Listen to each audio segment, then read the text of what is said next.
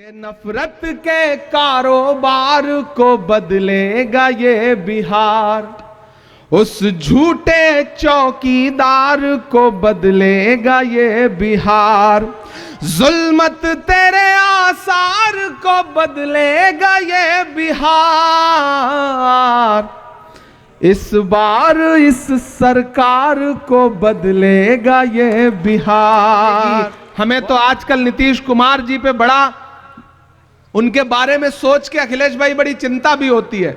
मैं कल आया तो मीडिया के साथियों ने एयरपोर्ट पे पूछा कि नीतीश जी के बारे में आप क्या कहेंगे। हमने कहा आजकल बिहार में भोजपुरी का एक गाना बहुत बज रहा है कि छन छन बदले तोहरे मिजाज रजऊ, धोखेबाज रजऊ, कि जुल्म करती है जवानी भी नहीं मांगोगे, जुल्म करती है जवानी भी नहीं मांगोगे, खून में अपने रवानी भी नहीं मांगोगे, मेरे मिट्टी के घरौंदों पे बरसने वालों मैं जो गरजूंगा तो पानी भी नहीं मांगोगे। इस देश चिरागों के सफर में दबदबा हो आंधियों का, चिरागों के सफर में दबदबा हो आंधियों का, तो फिर अंजाम जुल्मत के सिवा कुछ भी नहीं होगा। यह दुनिया नफरतों के आखिरी स्टेज पर है, इलाज इसका मोहब्बत के सिवा कुछ भी नहीं होगा। जिन्हें तिरंगे से नफरत है अपना झंडा प्यारा है, गांधी का कातिल अब भी जिनकी आंखों का तारा है, शर्मनाक इतिहास है जिनका अंग्रेजों से यारी का, वो अब हमको बांट रहे हैं सर्टिफिकेट गद्दारी का। जख्म पर जख्म खा के निकले हैं हाँ, मगर मुस्कुरा के निकले हैं, सर झुकाने का हुक्म जब आया और भी सर उठा के निकले हैं। कीमत तो बहुत बढ़ गई शहरों में धान की, लेकिन विदा न हो सकी बेटी किसान की। मौका मिला तो लोगों ने कुर्सी के वास्ते, मौका मिला तो लोगों ने कुर्सी के वास्ते तस्वीर ही बिगाड़ दी हिंदुस्तान की। इस देश का किसान पूर्व विधायक मदन मोहन तिवारी जी, अमित सिंह टुन्ना जी, जिला चेयरमैन अमजद अली साहब, अबू बकर जी, समीक्षा शर्मा जी, हमारे स्टेट के प्रभारी आपके अल्पसंख्यक विभाग के शमीम जी, गुंजन पटेल साहब, इरशाद हुसैन जी, जयेश सिंह जी, अभिषेक रंजन जी, आबिद हुसैन जी, नरेश राम जी, उसैदुर रहमान साहब, गुलरेज साहब, तुफैल अनवर जी, दौलत इमाम साहब, और इस कार्यक्रम में अपनी पूरी ऊर्जा के साथ लगे हुए वसी अहमद साहब, और मेरी आंखों के सामने बड़ी तादाद में मौजूद नरकटियागंज और उसके आसपास के साथियों। घर सजाने का तसव्वुर तो बहुत बात का है, घर सजाने का तसव्वुर तो बहुत बात का है, पहले यह तय हो कि इस घर को बचाएं कैसे। दिल्ली से अगर 1000 किलोमीटर दूर चल करके आपके बीच में लंबा सा सफर तय करके अगर हम लोग यहां आज बैठे हैं, अगर प्रदेश अध्यक्ष आपके अखिलेश जी अपने तमाम कार्यक्रम छोड़ करके इस कार्यक्रम में बैठे हैं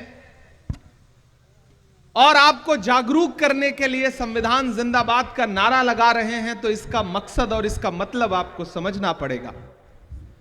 मैं चंपारण की धरती पर खड़ा हूं। पूरी दुनिया में जब भी चंपारण का नाम आता है तो पूरी दुनिया बड़े अदब से इस इलाके को सर झुका के ये कहती है कि ये वो सरजमीन है जहां कभी महात्मा गांधी जी ने इसे अपनी कर्मभूमि बनाया और यहां से एक बड़े आंदोलन की शुरुआत की। मैं उस धरती पर खड़ा हूं। आपसे अगले 2, 3, 4, 5 मिनट जरूरी गुफ्तगू करना चाहता हूं। सबसे पहले तो मैं भाई अखिलेश जी को बधाई दूंगा। परिवार के मुखिया का जैसा भाषण होना चाहिए, परिवार के बड़े व्यक्ति का जैसा दिशा निर्देशन होना चाहिए, वो आज आपके भाषण में मुझे दिखाई पड़ा, और मैं चाहता हूं एक बार जोरदार ताली बजाएं आज के उनके इस संबोधन के लिए। घर की दीवार में खुद तुमने किया है सुराख, अब कोई झांक रहा है तो शिकायत कैसी। जिस धरती को कभी महात्मा गांधी ने चुना अपनी कर्मभूमि बनाने के लिए, अगर आज वहां पर नफरत वाली ताकतें मजबूत होकर के बैठी हैं, तो हमें अपने गिरेबान में झांकना तो पड़ेगा। मुझे याद है, मैं पिछले विधानसभा चुनाव में यहां चुनाव प्रचार में आया था, अध्यक्ष जी, मंच टूट गया था, ये शायद यही विधानसभा है, मुझे याद रह गया था। इसमें कोई दो राय नहीं कि जिस दिन हम एक यूनिट बनके, एक ताकत बनके लड़ें, तो नफरत इतनी ताकतवर नहीं होती कि वो हमें हरा सके। लेकिन आपने कभी सोचा है कि मोहब्बत हमेशा हार जाती है, नफरत जीत क्यों रही है? क्योंकि नफरत कलेक्टिव होकर के, एकजुट होकर के कोशिश कर रही है, और मोहब्बत के जो अलंबरदार हैं, जो मोहब्बत के पैरोकार हैं, वो अपनी अपनी दुनिया में मुट्ठी भर लोगों को लेकर के मगन हैं, खुश हैं। उन्हें लगता है कि दुनिया हम ही से चल रही है, हम आगे नहीं आएंगे तो कोई आगे नहीं बढ़ सकता, और इस चक्कर में एक एक करके सब हारे हुए, थके हुए अपने घरों में बैठे हैं। मैं आज नरकटियागंज में खड़ा होकर के, पश्चिमी चंपारण में खड़ा होकर के, बेतिया में खड़ा होकर, बगहा में खड़ा होकर के आप सारे लोगों से यह कहना चाहता हूं कि अगर आपको यह लगता है कि आने वाले चुनाव या जो गुजरा चुनाव था वो सिर्फ सांसद और विधायक बनने बिगाड़ने का चुनाव है, तो आप बहुत छोटा सोच रहे हैं। खतरा बहुत बड़ा है। देश की सत्ता पर बैठे हुए लोगों का जो अंतिम सच है वो यही है कि वो डॉक्टर बाबा साहब अंबेडकर के संविधान से नफरत करते हैं।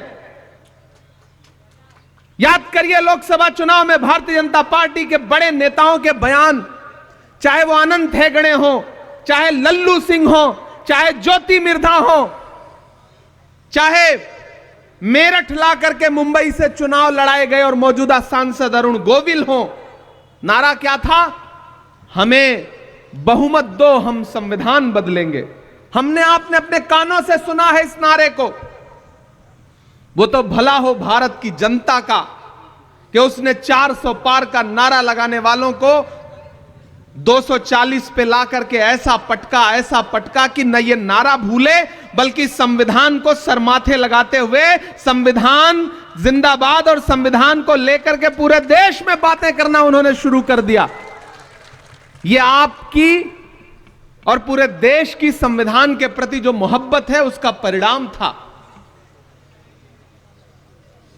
मैं आपसे कहना चाहता हूं साथियों कि पिछले दिनों अखिलेश भाई और हम दोनों लोग राज्यसभा में बैठे थे।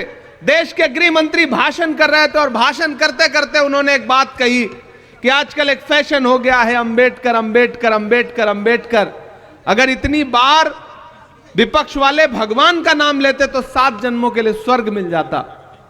यह एक अहंकार की भाषा थी जिसका पूरी कांग्रेस पार्टी ने मजबूती के साथ वहां विरोध किया, और विरोध करने के बाद संसद के बाहर, संसद परिसर में भी विरोध किया, और उसका परिणाम यह रहा कि देश के गृह मंत्री को माफी मांगनी पड़ी, देश के प्रधानमंत्री को एक दिन में 5-6 ट्वीट करने पड़े। यह रहा कांग्रेस पार्टी और विपक्ष की ताकत का असर। लेकिन यह बात उनके मुंह से ऐसे ही नहीं निकल आई है। इसके पीछे जो एक पूरी सोच है, उस सोच को समझना पड़ेगा। जिन्हें तिरंगे से नफरत है, अपना झंडा प्यारा है, गांधी का कातिल अब भी जिनकी आंखों का तारा है, शर्मनाक इतिहास है जिनका अंग्रेजों से यारी का, वो अब हमको बांट रहे हैं सर्टिफिकेट गद्दारी का। उनके इरादे खतरनाक हैं, चूंकि पूरा सिस्टम, पूरा तंत्र उनके साथ है, इसलिए बहुत सारी जगहों पे सफल होते हुए भी दिख रहे हैं। इसलिए हमारा आपका दायित्व तो बहुत बढ़ जाता है। यहां मंच पर सैकड़ों की तादाद में पदाधिकारी और नेता बैठे हैं। मेरा मानना है कि मंच पर मौजूद लोग ही अगर आज से एकजुट होकर के ये सोच लें कि हमें नफरत वाली ताकतों के खिलाफ आज से लड़ाई शुरू करनी है। हमारी दिक्कत क्या है कि हम सिर्फ चुनावी टाइम में चुनाव लड़ते हैं, जब टिकट मांगने का मौका आता है तब हम नई सदरी और नया कुर्ता पजामा निकालते हैं। सही है कि नहीं?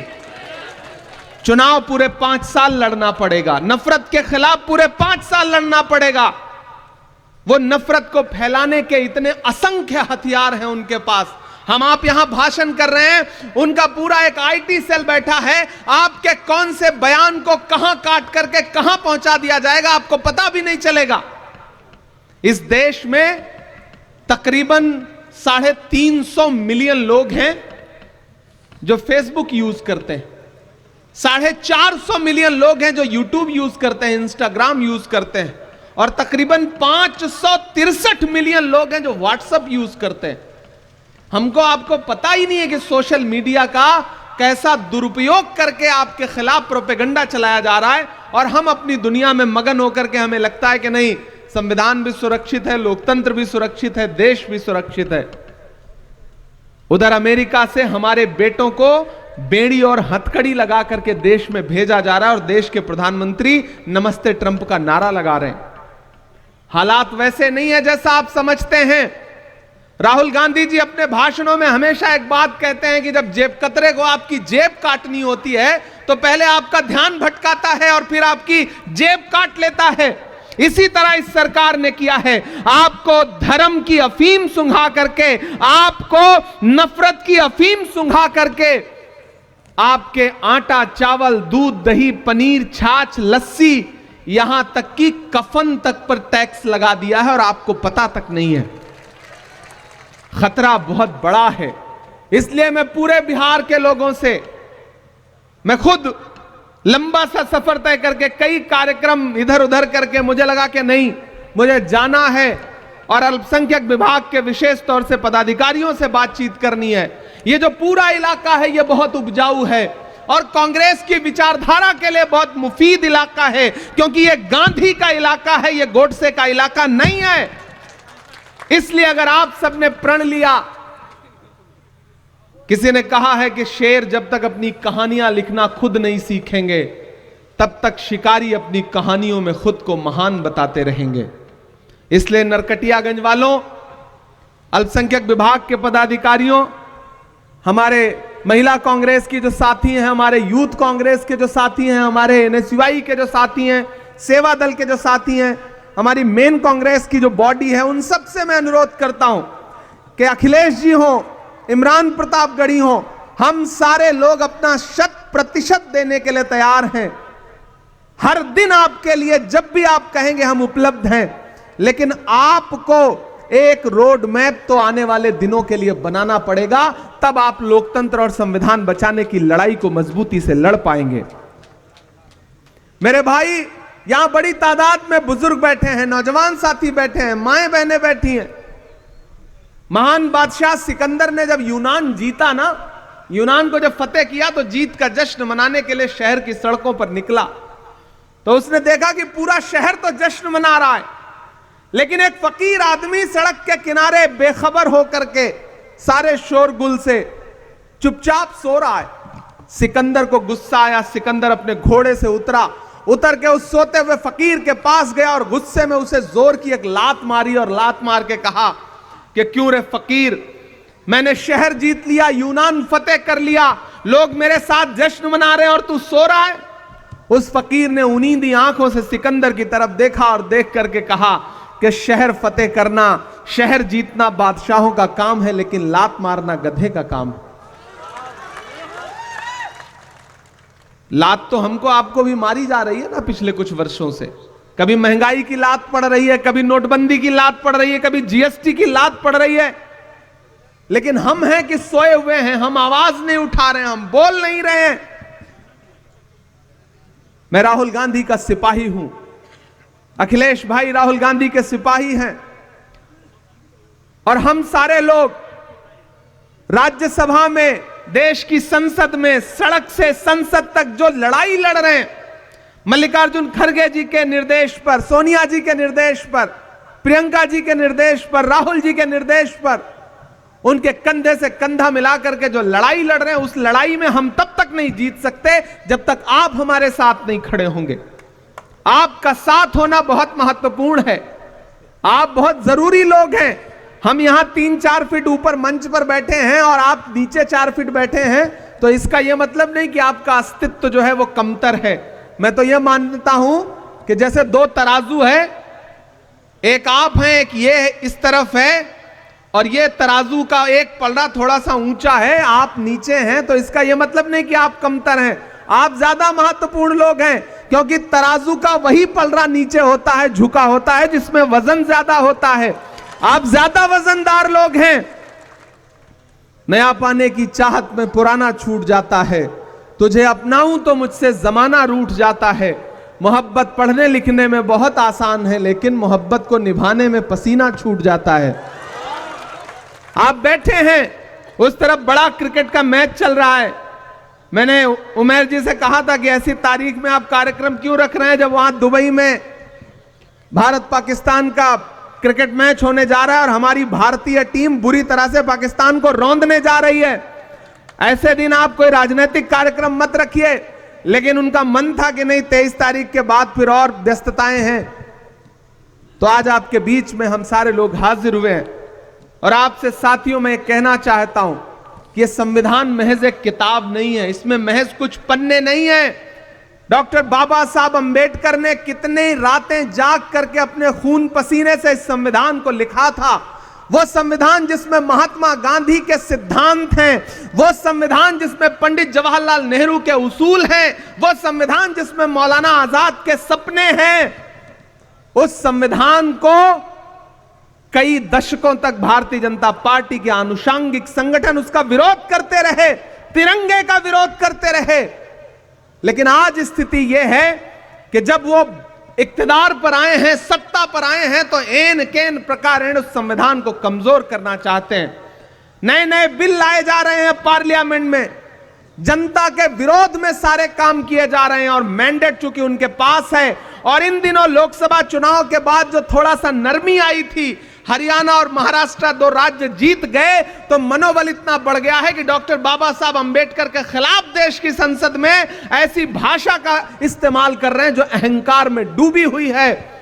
इसलिए साथियों, आपसे अनुरोध करता हूं कि इस बड़ी लड़ाई में कांग्रेस पार्टी के साथ खड़े होइए, अखिलेश भाई के साथ मिलकर के पूरा अल्पसंख्यक विभाग पूरे प्रदेश में, बिहार में जिस मजबूती के साथ आवश्यकता है, उनके कंधे से कंधा मिलाकर के, कांग्रेस कमेटी के कंधे से कंधा मिलाकर के पूरे प्रदेश के एक एक जनपद में, एक एक विधानसभा में जाने का काम करेगी। ये मैं आपको आश्वस्त करता हूं, ये मैं आपको भरोसा दिलाता हूं। और चुनाव के दौरान तो हम लोग आएंगे चुनाव प्रचार में, लेकिन मैं चाहता हूं कि आज से एक रोड मैप बने। अध्यक्ष जी, आप निर्देशित करें हमारे स्टेट चेयरमैन साहब को, हमारे प्रभारी जी को, और उसके बाद जहां भी आवश्यकता लगती है। मुझे खुशी है कि आपने माइक पर यह बात बताई कि मेरा बिहार से एक जज्बाती लगाव है। इसमें कोई दो राय नहीं कि बिहार से मुझे एक जज्बाती लगाव है।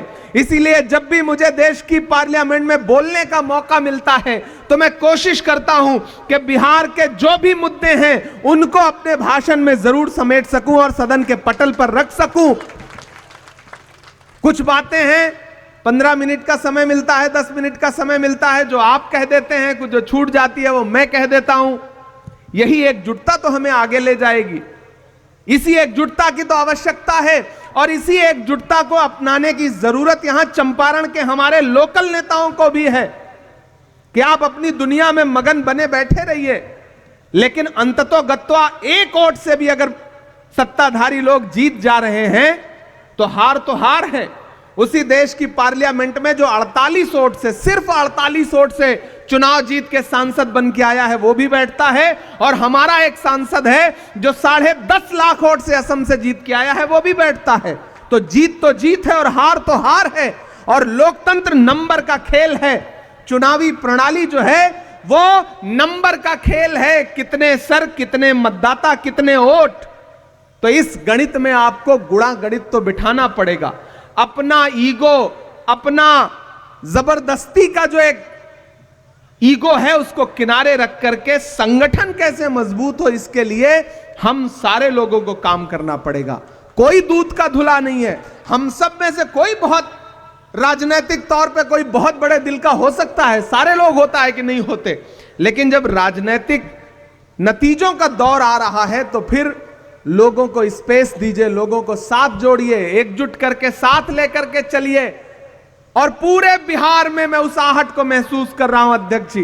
पटना से उतर करके यहां तक आते हुए, यहां मीडिया के साथी मौजूद हैं, कल शाम से लेकर के अब तक जितना मैंने इनसे बात किया है, मैं ये महसूस कर रहा हूं कि बीपीएससी के जो छात्र हैं, नौजवान, पेपर लीक की शिकायत करने के लिए जब सरकार की चौखट पर गए तो उनके पीठ पर जो लाठियां बरसी हैं उसका जख्म अभी सूखा नहीं है।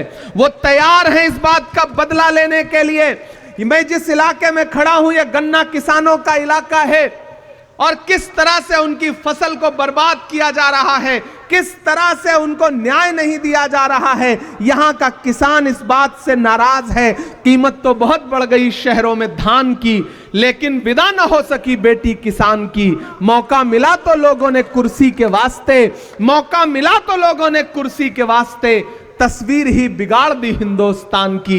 इस देश का किसान और खास तौर से बिहार का किसान आज तक नहीं भूला है कि किस तरह एमएसपी की लीगल गारंटी मांगते हुए 700 जवानों को, किसानों को अपनी शहादत देनी पड़ी। तब सेंटर की सरकार को यह एहसास हुआ कि वो जो कृषि कानून लाए थे वो काले हैं और उनको बदलने के लिए नरेंद्र मोदी जी तैयार हुए। इतनी कुर्बानी तो एक साथ जलियांवाला बाग में अंग्रेजों ने भी नहीं ली थी जितना इस सरकार ने किसानों की कुर्बानी ली है।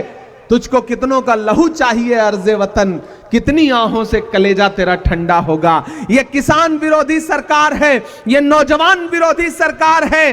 पिछली बार आपको याद होगा जब महागठबंधन की सरकार थी तो किस तरह युवाओं को नौकरी देने का काम किया था बिहार की महागठबंधन की सरकार ने। अगर बिहार का युवा चाहता है कि फिर से नौकरी आपको मिले, किसान चाहता है कि उसके सम्मान की राशि उसे मिले, किसान चाहता है कि उसके कर्जे माफ किए जाएं, तो एक बात याद रखना, अगर इनकी सरकार बनी तो अंबानी और अडानी के कर्जे माफ होंगे। अगर आपकी सरकार बनी तो किसानों के कर्जे माफ होंगे, मजदूरों के कर्जे माफ होंगे, गरीबों के कर्जे माफ होंगे।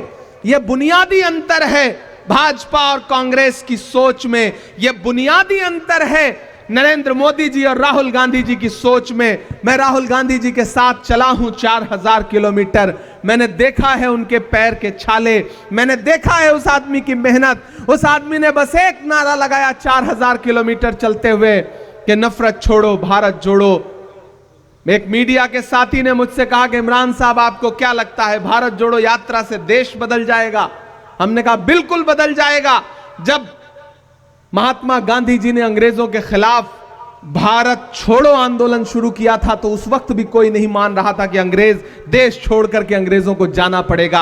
आज राहुल गांधी जी ने भारत जोड़ो आंदोलन शुरू किया है तो लोग आज भले ना मान रहे हों, लेकिन कुछ दिन में लोगों को यह एहसास होगा कि जैसे भारत छोड़ो आंदोलन से अंग्रेजों को जाना पड़ा था, वैसे ही भारत जोड़ो आंदोलन से आज वाले अंग्रेजों को भी जाना पड़ेगा, सत्ता से उतरना पड़ेगा। और यह काम कांग्रेस पार्टी करके दिखाएगी, क्योंकि हम जानते हैं राहुल गांधी जी की मंशा और उनकी नीयत कितनी साफ सुथरी है। राहुल जी जानते हैं टास्क उन्होंने लंबा लिया है, पहले 4000 किलोमीटर, फिर 6700 किलोमीटर, क्योंकि वो जानते हैं इस देश में नफरत कम करना पड़ेगा। जब तक नफरत कम नहीं होगी तब तक भाजपा कम नहीं होगी। भाजपा नफरत फैलाने का हर दिन प्रयास कर रही है संस्थानिक तौर पर और एकजुट प्रयास कर रही है। हमें भी मोहब्बत के लिए एकजुट प्रयास करना पड़ेगा। नरकटियागंज वालों, चिरागों के सफर में दबदबा हो आंधियों का, चिरागों के सफर में दबदबा हो आंधियों का, तो फिर अंजाम जुल्मत के सिवा कुछ भी नहीं होगा। यह दुनिया नफरतों के आखिरी स्टेज पर है, इलाज इसका मोहब्बत के सिवा कुछ भी नहीं होगा। उस मोहब्बत की कोशिश के लिए हम सारे लोग तैयार हैं। आप भी हमारा साथ देने के लिए तैयार रहेंगे। संविधान की एक प्रति उठाइए, अपने अधिकारों के हक के लिए संविधान को न सिर्फ अपने घर की ताकों पर, अपने घर के लाइब्रेरी में सजा के रखिए, बल्कि संविधान को पढ़िए भी। उसके आर्टिकल, उसकी प्रस्तावना, उसके पन्ने जो आपको अधिकार देते हैं, यह शासन, यह प्रशासन, यह तंत्र आपसे उन अधिकारों को छीनने में लगा है। उन अधिकारों के प्रति जागरूक होइए और ये जो आपके छोटे छोटे घरौंदों को उजाड़ देना चाहते हैं उनसे कहिए कि जुल्म करती ये जवानी भी नहीं मांगोगे, जुल्म करती ये जवानी भी नहीं मांगोगे, खून में अपने रवानी भी नहीं मांगोगे। मेरे मिट्टी के घरौंदों पे बरसने वालों, मैं जो गरजूंगा तो पानी भी नहीं मांगोगे। इस देश का आम इंसान अगर जागेगा, बिहार का आम मतदाता अगर जागेगा, तो ये जो दिल्ली को बैसाखी देने वाली सरकार बिहार में बैठी है, वो बैसाखी भी टूटेगी और बिहार में बदलाव भी होगा। यहां महागठबंधन की सरकार बनेगी। हमें तो आजकल नीतीश कुमार जी पे बड़ा, उनके बारे में सोच के अखिलेश भाई बड़ी चिंता भी होती है। मैं कल आया तो मीडिया के साथियों ने एयरपोर्ट पे पूछा कि नीतीश जी के बारे में आप क्या कहेंगे। हमने कहा आजकल बिहार में भोजपुरी का एक गाना बहुत बज रहा है कि छन छन बदले तोहरे मिजाज रजऊ, धोखेबाज रजऊ। तो मुझे लगता है कि जो साहित्य और संस्कृति है ना, वो समाज का दर्पण होती है। तो ये जो लोक कलाकार हैं, जो भोजपुरी के कलाकार हैं, वो देख रहे हैं कि सरकार के मुखिया का मिजाज छन छन में कैसे बदलता रहता है। तो दरअसल ये गीत किसी प्रेमी या प्रेमिका के लिए नहीं लिखा गया है, बल्कि ये गीत बिहार के मुखिया के लिए लिखा गया है, क्योंकि उनका मिजाज छन छन में बदलता रहता है। तो मुझे कभी कभी उनकी बड़ी चिंता भी होती है, क्या पता फिर उनका मिजाज कब बदल जाए। ऐसी आहट दिल्ली के गलियारों में मिलती भी रहती है, खबरें उड़ती भी रहती हैं। हम उन खबरों का इंतजार करेंगे, लेकिन आपसे इतना कहना चाहते हैं साथियों कि जो संस्थानिक तौर पर अपने एजेंडे को लेकर के भाजपा और आरएसएस के लोग आगे बढ़ रहे हैं, उसका मुकाबला संविधान की किताब से ही किया जा सकता है। जो मुहिम जगाने के लिए राहुल गांधी जी पूरे देश में जा रहे हैं, हम उनके सहयोगी, उनके सिपाही, उनके साथी बनकर के आपके बीच में आए हैं और आपसे ये अनुरोध करते हैं कि इस बड़ी लड़ाई में हमारे साथ खड़े होइए, कांग्रेस पार्टी के साथ खड़े होइए।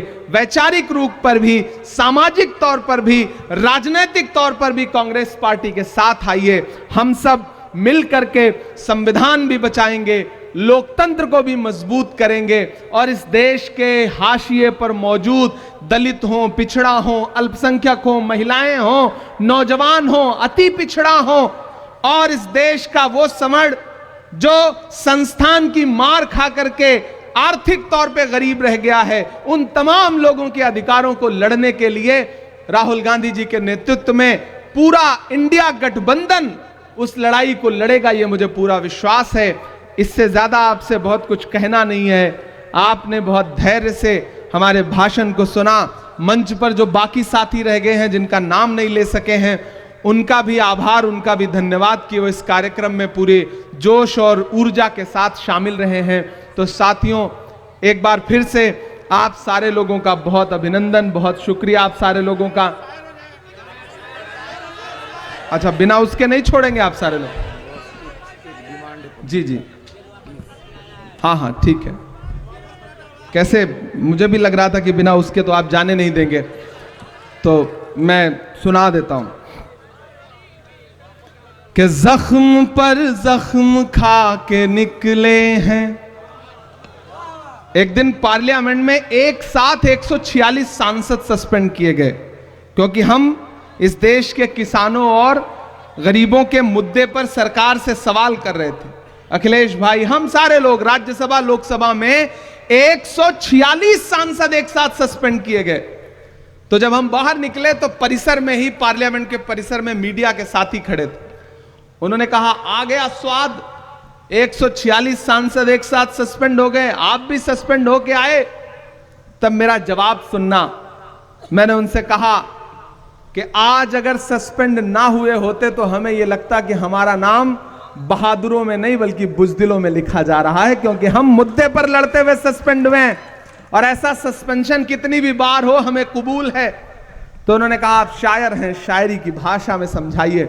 वहीं खड़े खड़े एक नज्म हुई थी, वो मैं आपको सुना देता हूं कि जख्म पर जख्म खा के निकले हैं हम, अगर मुस्कुरा के निकले हैं।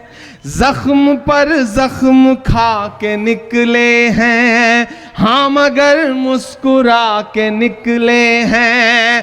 सर झुकाने का हुक्म जब आया,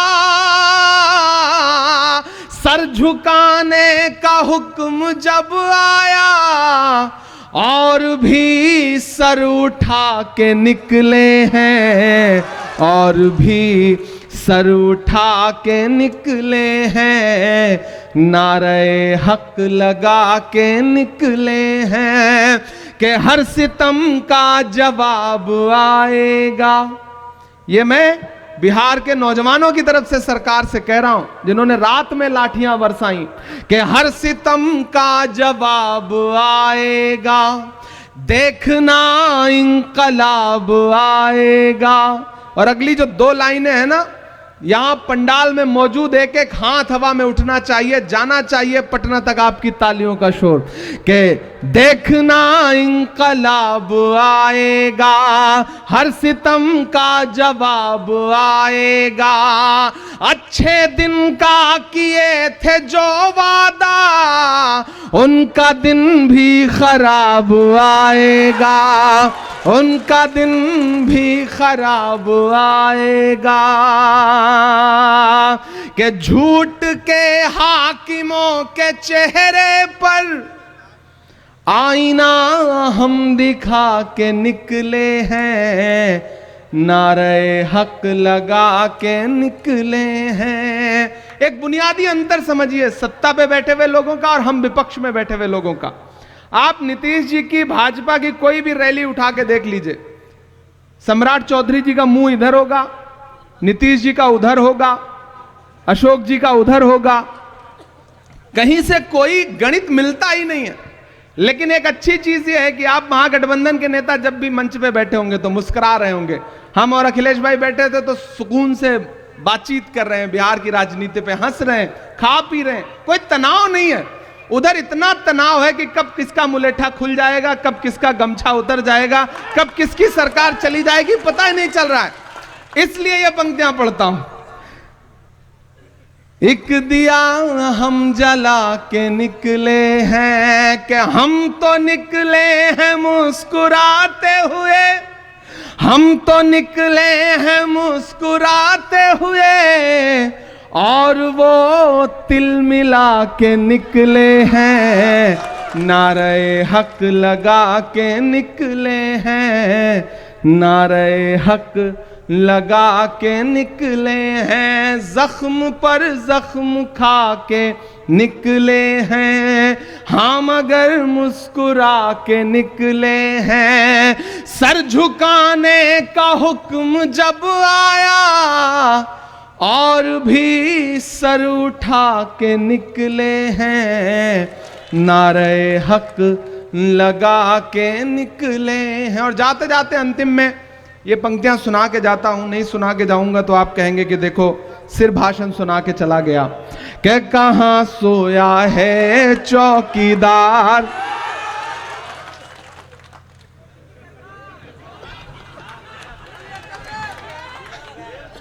कहां सोया है चौकीदार, कहां सोया है चौकीदार, गैस सिलेंडर की कीमत भी 1000 के पार, कहां सोया है चौकीदार, कहां सोया है चौकीदार, पेट्रोल और डीजल की कीमत रही सैकड़ा मार, कहां सोया है चौकीदार, कहां सोया है चौकीदार, कि चाय बेचने वाला पूरा भारत बेच रहा है।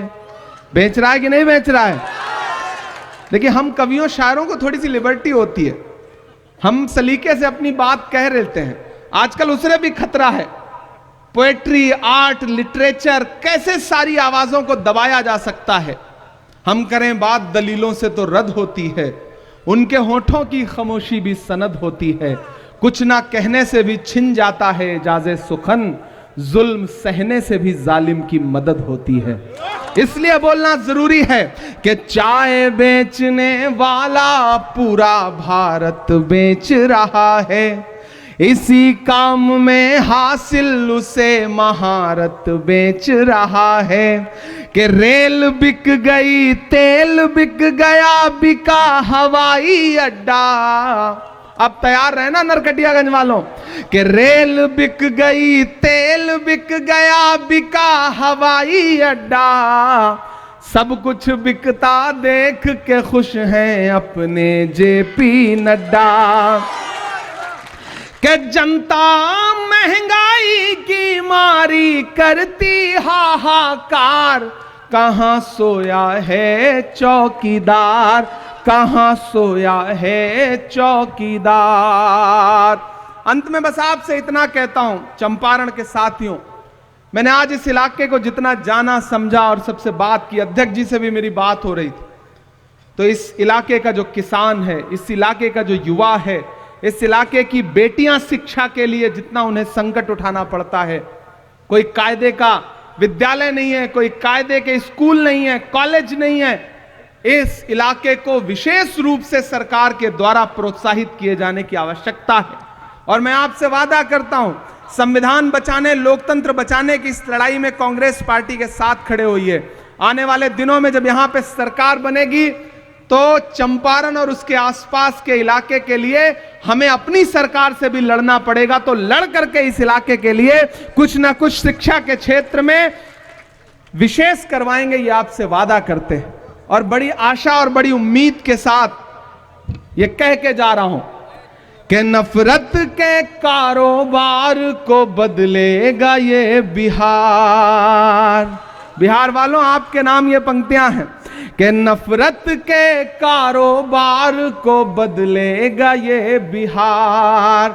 बिहार की ही बैसाखी है जो दिल्ली चल रही है, टिकी हुई है, खड़ी है, इसलिए ये पंक्तियां पढ़ के जा रहा हूं कि नफरत के कारोबार को बदलेगा ये बिहार, उस झूठे चौकीदार को बदलेगा ये बिहार, जुल्मत तेरे आसार को बदलेगा ये बिहार, इस बार इस सरकार को बदलेगा ये बिहार। बहुत शुक्रिया, बहुत धन्यवाद। आपने बहुत प्यार से, मोहब्बत से इस कार्यक्रम में शिरकत की है। संविधान जिंदाबाद रहेगा, लोकतंत्र जिंदाबाद रहेगा। फिर आपके बीच में आएंगे, ये आपसे वादा करते हैं। आज जाना है, लंबा सफर है, फ्लाइट है, इसलिए माफी चाहूंगा। धन्यवाद।